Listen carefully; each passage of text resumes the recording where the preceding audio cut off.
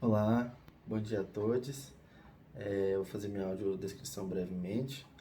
Eu me chamo Thiago, sou um rapaz negro, tenho o cabelo escuro e curto, uso um óculos de grau com as lentes arredondadas e estou usando uma camisa quadriculada branca e cinza.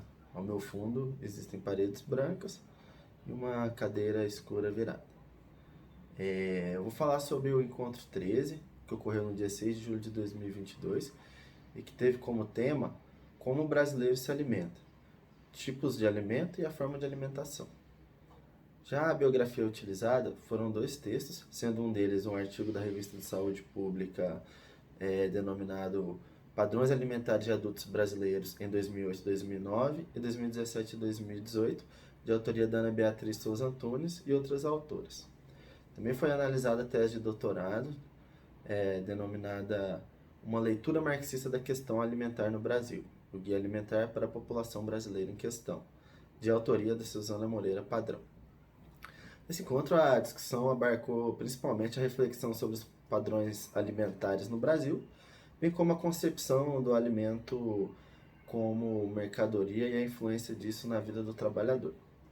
Os padrões alimentares apresentados no texto da Ana são basicamente três, que são o tradicional, baseado no arroz e feijão, o consumo do pão com manteiga ou margarina, e o modelo ocidental baseado em fast food.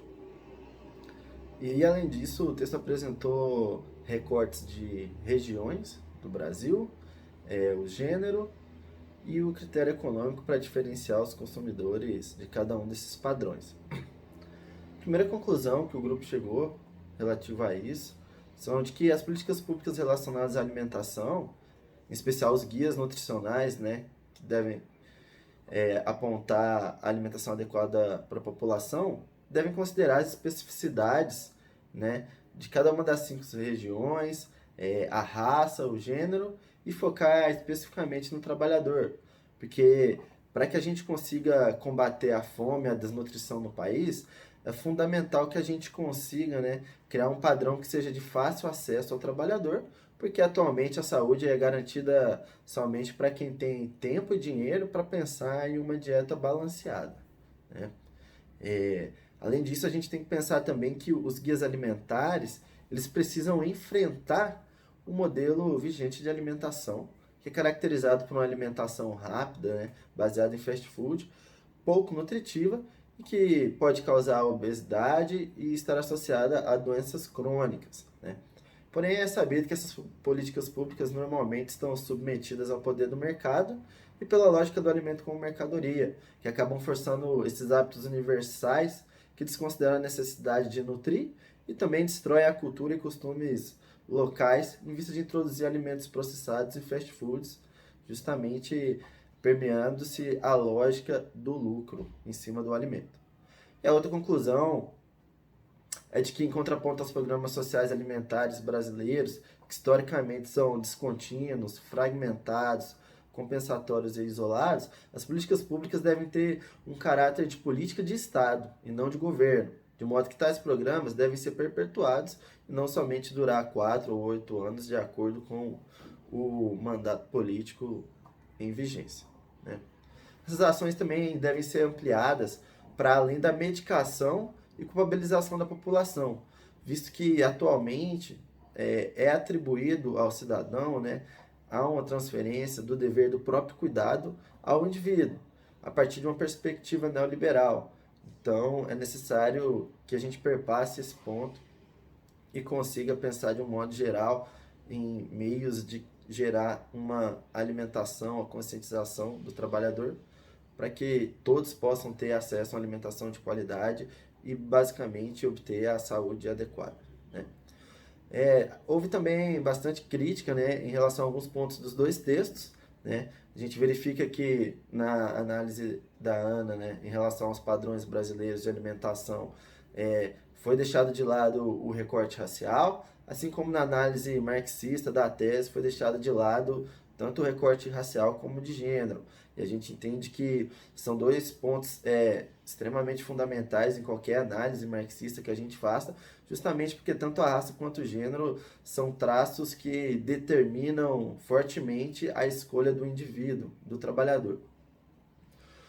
Houve também, né, a atribuição na avaliação desses padrões de alimentação, uma atribuição direta da causa de doenças crônicas ao consumo excessivo de carne.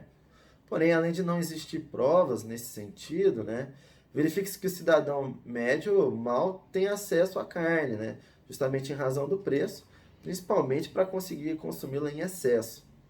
Então, nesse ponto, a análise foi rasa, né? Além disso, não há análise do consumo de álcool e açúcar, que são duas substâncias que estão diretamente vinculadas ao desenvolvimento de doenças crônicas, né? Além disso, tem que se considerar também aspectos emocionais, que poucos são considerados também nesse tipo de análise e que a gente sabe, principalmente na atualidade em que esse debate relacionado à saúde mental está em voga, né? Outro ponto que a gente abordou é que mesmo o veganismo, né, em muitos momentos ele acaba não englobando a perspectiva de classe e acaba simplificando os problemas, né, ambientais e sociais ao atribuir somente ao abate de animais, né? E verifica-se também que a indústria vegana atual, que é baseada em simulacros, né, em simular coisas com sabor de carne, né, acaba criando muitos problemas, né, ligados à geração do consumo da proteína vegetal manipulada, né, e e o seu cultivo baseado no uso de fertilizantes e pesticidas, né? Então a gente sabe que é possível ter uma alimentação vegana, saudável e sustentável, porém nem sempre isso é o foco da indústria vegana, né? Também é pouco acessível ao trabalhador, né? Apesar também de que a tese tenha partido de uma análise marxista, ela apresenta basicamente os problemas, porém não é verificado em nenhum momento as causas e as consequências desses problemas, em especial por que os projetos, né, as políticas públicas relativas à alimentação, elas não conseguem ser consolidadas no país, né? Então acaba que a tese somente se limita à perspectiva histórica, né? Que em uma das conclusões do grupo, inclusive, era de que a melhoria na alimentação do trabalhador, né, que ocorreu, que não é expressiva, mas isso numa perspectiva histórica, a partir do governo Vargas até o momento, ela ocorre simplesmente porque o poder de compra do trabalhador melhorou, principalmente do governo Lula para cá, né? Por fim, né, o grupo também discutiu a importância, né, a necessidade de haver uma insurgência contra a cultura e os padrões alimentares impostos pelos grandes conglomerados e pelo mercado a partir da luta de classes, né? Então é pensar em alternativas como hortas comunitárias, o vegetarianismo e o veganismo, né? Desde que sustentável e interseccional, né? Sendo acessível ao trabalhador, à população, né? Para que consiga realmente conseguir participar do movimento, ter uma alimentação adequada e também extrapolar a ideia do alimento como mercadoria, né?